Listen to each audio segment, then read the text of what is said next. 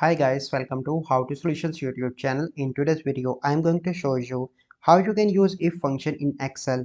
Before getting into this video, must subscribe to our YouTube channel and click on the bell icon. So the first step you need to do is to open Excel, and here you can see the data, that is items and quantity. So I want to set that if the item is less than 10, I want to reorder the items. So let's apply if function.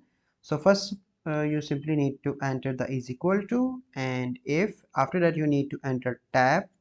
Okay, so once you complete all these steps, so the next step that you need to do is to enter the name number, that is quantity. So you need to enter b2.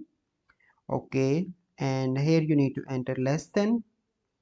B2 less than is equal to 10, and after that you need to enter comma, and here you need to enter the reorder.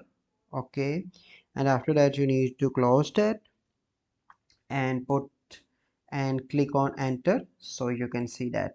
So let's move on to the next. So you can see that.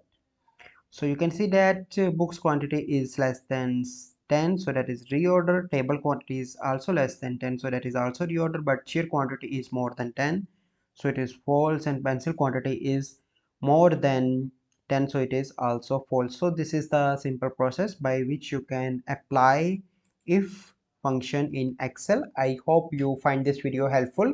If you find this video helpful, must like this video, subscribe to our YouTube channel for future videos. We'll see you in the next video. Thank you. Have a good day.